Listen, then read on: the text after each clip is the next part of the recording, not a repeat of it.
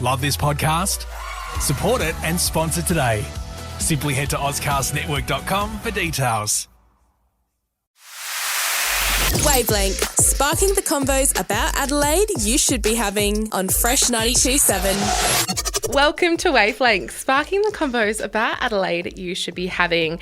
We're your hosts, Alex and Cass, and tonight we're going to take you through all the way to 7 with some great stories. We do have an exciting announcement though. Wavelength is officially going back to weekly. So if you miss me and Cass's smooth voices every week, don't despair. We'll be here every Monday night. I know, it's very exciting. I'm so keen. But I've heard you've got some exciting news of your own, Alex. I do. I am going to be a little bit absent. Look at that. We're going weekly and then I disappear for 2 weeks. Classic you. I know. I'm going back to the UK for a wedding. So it's going to be amazing. I'm so excited for you. It'll be very sweet. But we will miss you. We'll miss you a lot. I miss you too. I'll cry every day, in all honesty. It's been a massive week of news, hey, and we have a very exciting show for you tonight. Grace takes you through the Medicare gaps and safety nets. And later on, Cass takes you through what mental health initiatives have been done after Are You OK Day. And Braden explains to you how Adelaide lost the most livable city title. But before we get into all of that, Sam returns to Wavelength for an update story on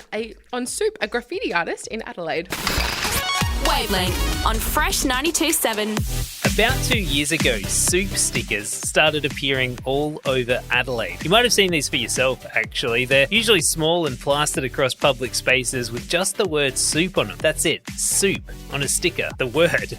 Back in 2020, I was so intrigued by soup, that I started an investigation right here on Wavelength to get to the bottom of it. It turns out an artist called Soup was behind all of it and still is. They're behind this street art or graffiti. And when I last spoke to Soup, the artist that is, they had only just really gotten started. So I thought, hey, what better time than now to check in again and see how our soup is going.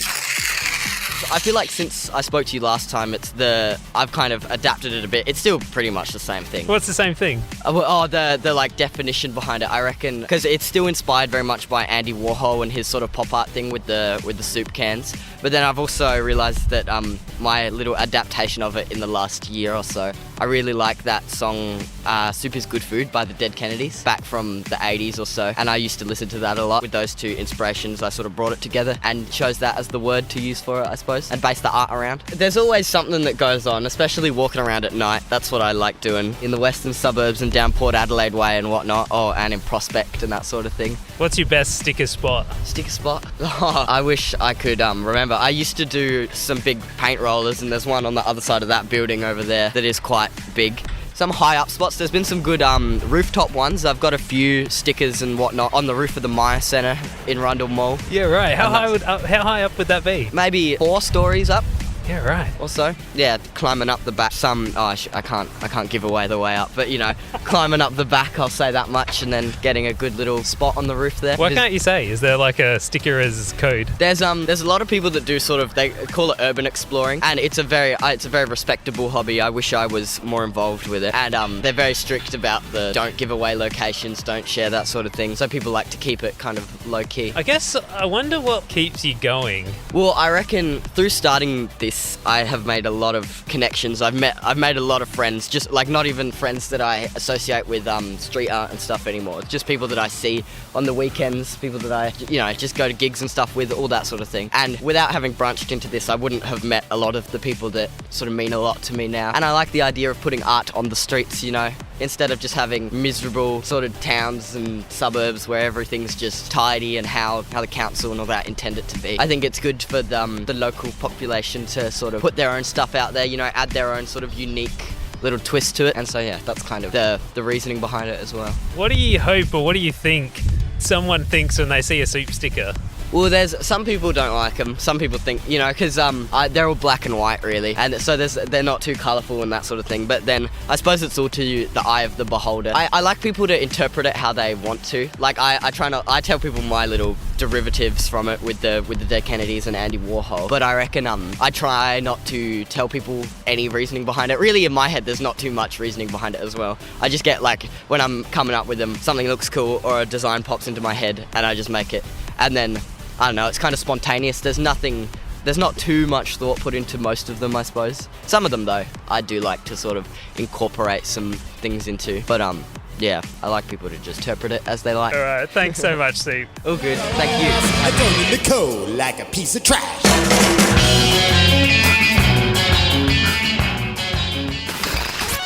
Wavelength, sparking the convos about Adelaide you should be having on Fresh 92.7. Amazing. Thanks for that, Sam and Soup. Now, whether you call it graffiti or street art, it's always nice to know the mentality behind the people creating it. Don't go anywhere. Up next, Grace speaks with Dr. Daniel Byrne about Medicare gaps in bulk billing. You're listening to Wavelength here on Fresh. Wavelength. Welcome back to Wavelength, sparking the convos about Adelaide you should be having. You may have noticed recently going to the GP has become increasingly more expensive. GPs all around Australia have been making significant changes. 33% of previously bulk billed practices have become mixed billed, and 67% have become private billing. This can cause several problems for the millions of Australians who rely on Medicare bulk billing services to have adequate access to healthcare. Wavelength on Fresh 92.7. Why are so many clinics and GPs moving away from the bulk billing model recently? So the government, both Labor and Liberal, put in what was called the Medicare freeze, so they didn't increase payment to the GP for 6 years. We did all we could to modernise our clinics, amalgamate, become more efficient, so we could still function with that lower rebate. But on the 1st of July, Medicare rebate was increased by 1.6% and inflation was 5.1% all around Australia. It's no coincidence. It's just every state, every general practice has done their sums and just realised that you either have to start charging a gap or close down your practice. That's the stark reality of it now. And so through the freeze and obviously the other impacts, has anything like this ever happened before? Yeah, in 2003, when John Howard was Prime Minister, he made Tony Abbott Health Minister because all the GPs were giving up bulk billing back then. Because the same thing was being done. Every government tries it on. They lower the rebate, test the market almost, and test the nerve of GPs because they don't think we'll stop bulk billing, but we will because we have to survive. So in 2003, overnight, Tony Abbott increased the Medicare rebate by 15% and bulk billing took off again. Do you think that it's likely that Medicare will change its contribution amount? The problem is, and I think this is a fair enough reason, is that we have $1 trillion debt for Australia, the budget. So there just isn't any money anymore in Canberra.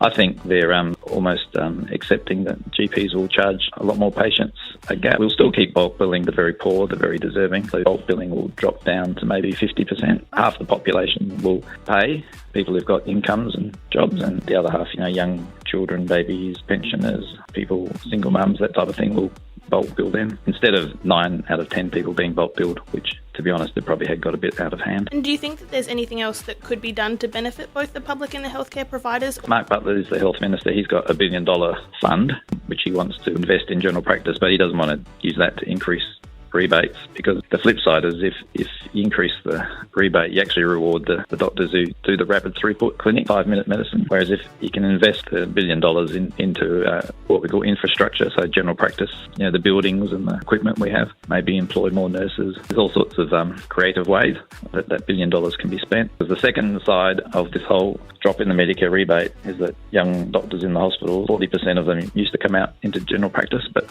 now only 15% of them want to, because the income in a general practice is many tens of thousands of dollars lower than a hospital job. Through no fault of general practice, it's the Medicare rebate. Back in 2003, when there was that big increase I was talking about, a hospital doctor would come out into general practice to earn more money than they would in the hospital. So it was a very attractive career. Everything's just flipped around. Is there anything that you could recommend to those that are struggling financially that have found that they can't attend crucial appointments? Most GPs, you're honest with them about your circumstances, will either bulk bill you or they'll charge a reduced gap. So say in my clinic, it's $85 to see me, but I could drop that down to $50 and you get $40 back from the government, so you only end up paying $10. So it's not like you have to pay $80 or you have to be bulk billed. There's some middle ground in there. You have to have an honest conversation with your GP. But we don't like people who drive up in Mercedes cars and go on overseas holidays and then ask to be bulk billed. That's not very fair either. If you're genuinely deserving and you've got a good relationship with your GP and you've been a loyal patient, then by all means ask if there can be a reduced fee or a bulk billing. But you have to accept that, if everyone wants to be bulk billed, then there'll be no general practice at all. There won't even be a GP for you to go and see. Wavelength, sparking the convos about Adelaide you should be having on Fresh 92.7. Thanks for that, Grace, and thank you, Dr. Byrne. You're listening to Wavelength on Fresh. Wavelength. Welcome back to Wavelength, sparking the convos about Adelaide you should be having. Before the break, you heard Grace speak with Dr. Daniel Byrne about Medicare gaps. Now, you may have heard on the news something about Medicare Safety Nets. Grace spoke with Justin Bott, the Community Information Officer for Services Australia, to find out more. Wavelength on Fresh 92.7. For those that maybe haven't heard of it before, can you please explain what the Medicare Safety Net is? So the Medicare Safety Net it's a figure. It's an amount that as you spend money on your doctor's visits or your specialist visits, the excess amount that you spend that you're not getting back from Medicare adds towards these safety net amounts, these thresholds.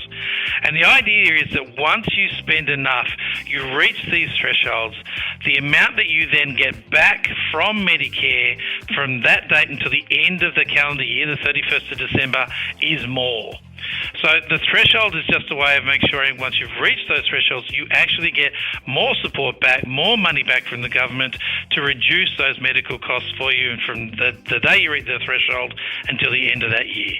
And what type of services count towards the safety net? So the safety net visit, it's for your doctor's visits, is the main one that you'll be going through. It's to certain specialists and other sorts of out-of-hospital expenses. What I really recommend is that you actually go to our website, servicesaustralia.gov.au, and type in Medicare. There's a lot of information there for you about the sorts of things that are eligible to count towards your Medicare safety net. And who's eligible to go towards the safety net? If you have a Medicare card, you're eligible to take advantage of the safety net. And the great thing is that it is actually an automatic process. So with a Medicare card, when you're spending this money at your doctor's, you actually are automatically adding towards that safety net. You don't have to do anything. And in fact, what you can do is if you go to MyGov and you sign into MyGov and click on Medicare, you can actually find a tally of how you're getting towards those safety nets and how close you are. Now, what really matters about this Medicare safety net is that as an individual, it's an automatic process. But what you can do is you can actually register as a family. And if you register as a family, then all of the costs of everybody that's in that registered family all add together to help you reach those safety nets faster, which means that you will actually get more back from your doctor's visits towards the end of the year. Because these safety nets, they go from the 1st of January until the 31st of December. They look at how much you've been spending on your doctor's visits or your specialist visits during that period of time. Once you reach those safety net thresholds, you get more back from the doctor. So you still pay the same amount up front, but you get more back from your doctors because you've reached those thresholds, and you'll get more back until the end of the year, 31st of December, and then on the 1st of January, it all resets and you start all over again. And being that everyone with a Medicare card is eligible, is the threshold the same for everyone? There are actually two thresholds, depending on whether you're just a general patient or you're actually a concession card holder or you're getting family tax benefit from Services Australia. So if you're getting a payment from Services Australia, you've got a concession card like your pensioner concession card, your Commonwealth Seniors Health card, your low-income healthcare card, or you're getting family tax benefit Part A, then you are actually eligible under a concessional threshold, which is lower. It's $717.90. If you are just a general patient, like the rest of us, then you reach that safety net at $2,249.80. Of those two different versions you've just mentioned, how are those thresholds determined? But from a Services Australia perspective, our responsibility is to administer the payments that's determined by government. So, government sets those limits and they determine it and tell us what they are. Do you think that, being that the governments would set those, with the recent decrease in general practitioners bulk billing, that there's a potential for the threshold to be changed in the future? It's not something that I'm able to comment on, unfortunately. We're waiting here to see what government decides to do. Wavelength, sparking the convos about Adelaide you should be having on Fresh 92.7. Thank you so much for that, Grace and Justin. I think it's a really interesting interview, and you were saying something off air before. I think just the fact that we need the interview was insane. Yeah. Like, why is it so complicated? Why is it so tough? It shouldn't be this hard to work out a system we're all part of. We're all part of this medical system. We all want the best for ourselves, for our family, and hopefully for each other. But it shouldn't be this hard. I've seen it all over the news, and up until now, I really didn't know what was going on. So it's been a really great interview for me to listen to. But I feel like because I've seen it so often, like you were saying, I should know. Yeah. You know? So many things have changed through COVID when it comes to health departments and the health industry in general. I think it's Exactly. unnoticeable. Well, speaking of living well, Braden's up next talking about us no longer being the most livable city. Don't go anywhere. You're right here on Fresh. Wavelength. Welcome back to Wavelength. Recently, Adelaide dropped significantly from the third most livable city to the 30th. Why is that? Braden explains. Wavelength explains on Fresh 92.7. If I said to you, name the most livable city in the world, you might say London, Paris, or maybe Vancouver. Well, believe it or not, there is a survey published every year that ranks over 100 cities around the world to answer this very question. What happens is that every year, the Economist Intelligence Unit's Global Livability Index is published, which ranks cities by their livability. Each city is assigned a score across 5 broad categories: stability, healthcare, culture and environment, education and infrastructure. Now, believe it or not, last year our own little city Adelaide, yes, the one where the biggest landmark is a pair of giant balls, was ranked not only in the top 10, but 3rd out of 140. That's right, we beat Sydney, Brisbane and even our bitter rivals Melbourne. Time to celebrate, right? Well, I hate to be the bearer of bad news, but unfortunately in the latest rankings, we are no longer third. We aren't even in the top 10.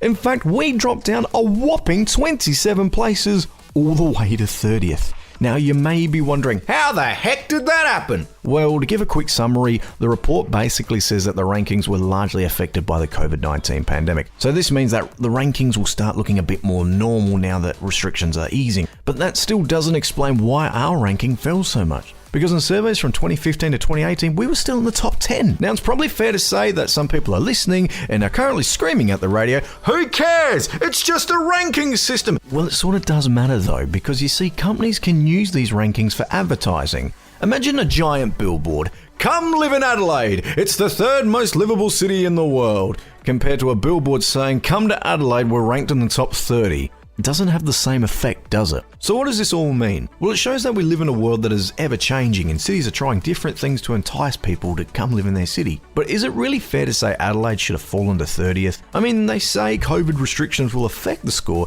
yet Melbourne, with over 260 days of lockdown, was still ranked in the top 10. If anything, this shows that while it can be important to take rankings or scores like this on board when it comes to making those big life decisions, it's arguably more important to trust your gut and make decisions based on what you value most.